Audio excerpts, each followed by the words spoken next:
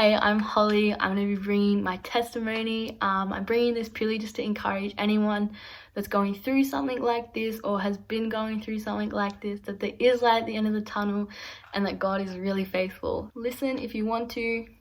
Subscribe to India's channel if you want to, because she's actually kind of lit. Anyway, let's dive into this. As I said, my name is Holly. I am 19. I recently moved to Melbourne, not really, like a year ago. I obviously grew up with two parents, my mum and my dad, but they separated when I was like 18 months old. Felt kind of normal to me. I gained two new parents. My dad and my mum both got remarried in like 18 months difference when I was like 4. So it's pretty normal to me until I got to primary school, like year 2, year 3. I noticed that other kids' parents weren't like that. They just had one mum and one dad. And I started to question why this happened. I started to have a lot of doubt. I felt like a lot of people around me would leave because I felt like my dad had left, and it was just really hard to understand because everyone would talk about how great their dad was, and I was like, I don't really see mine.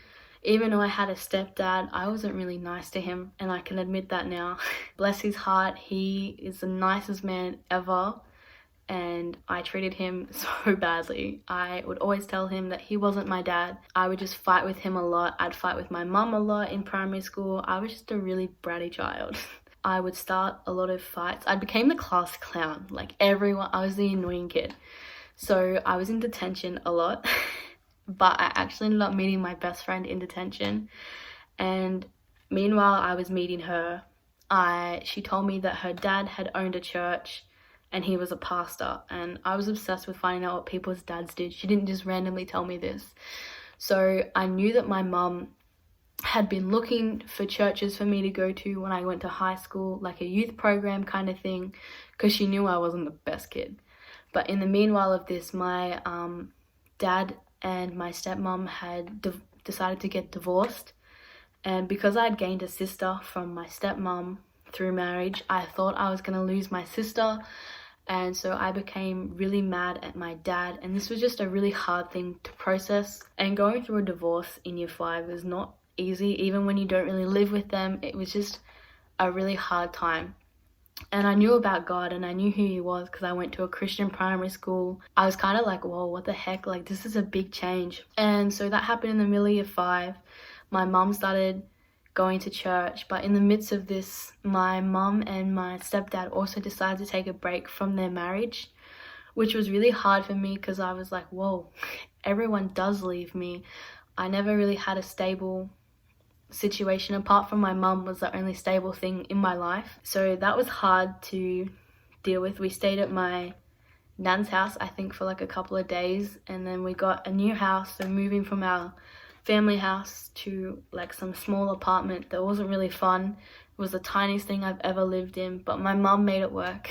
I started high school. This is where things get to turn into a roller coaster. End of primary school was probably really hard. I still did it. I graduated year 6.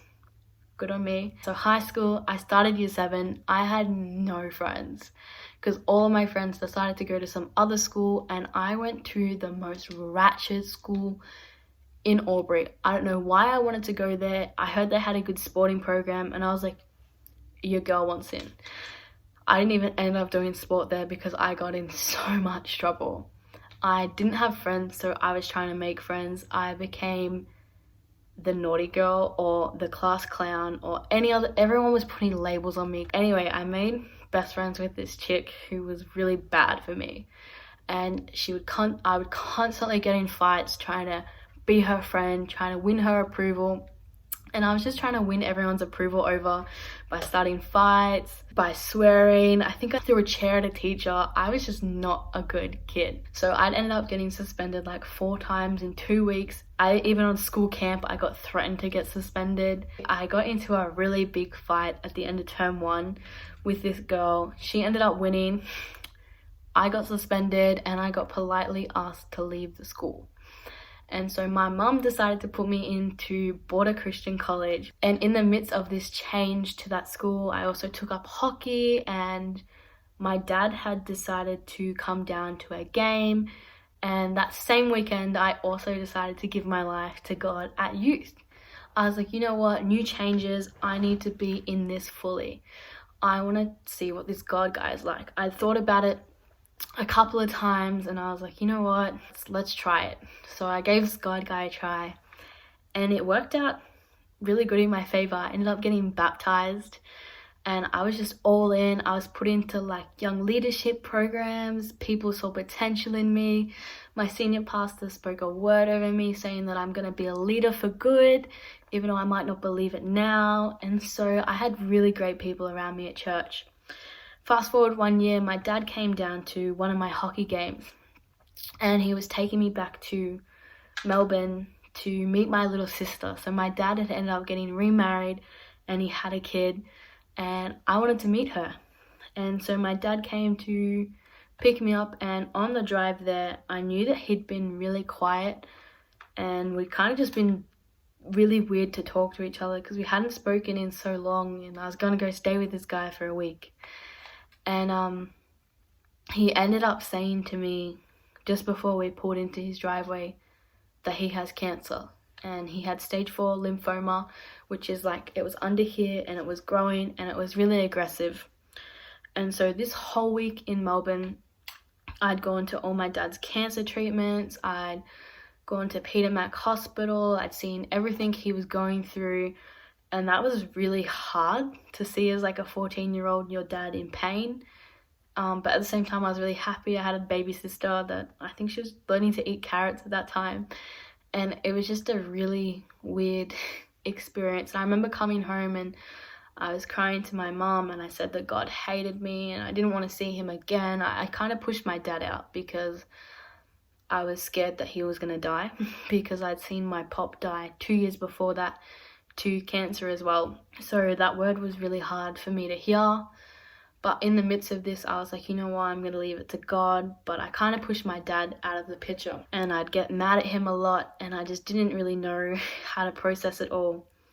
But in the same time as all of this had happened, my stepdad decided to come back into mine and my mum's life. And I found that really hard to process as well. If we don't get the picture, change is hard for me.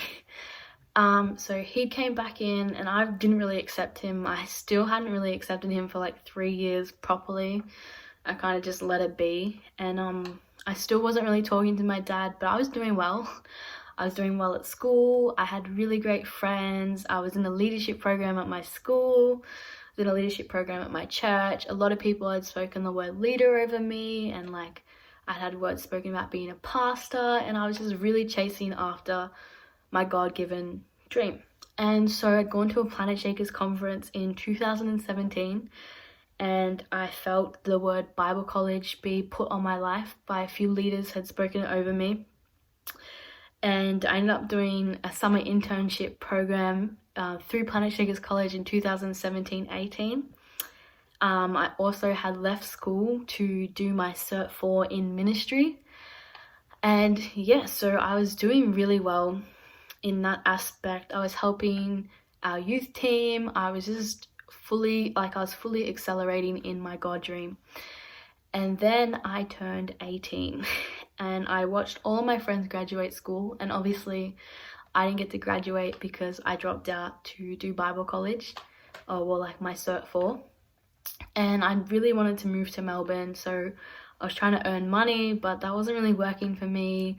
Getting a job in my hometown was really hard. Things weren't really working out, so I was kind of giving up on my dream, or I was pushing it too hard. I was doing one or the other. I ended up turning 18 and I turned into the clubbing and the drinking and the other things that come with that, like alcohol and boys, and I was just giving myself out. I just wasn't becoming who I was called to become. I was getting with boys, I was drinking a lot, I was lying to my parents, saying where I was when I wasn't, and I would go to church on Sundays and I wouldn't fully believe. I'd raise my hands, not really caring about a thing in the world, and I just put on this fake persona of who I was, and I was just a Sunday Christian and a Friday youth leader.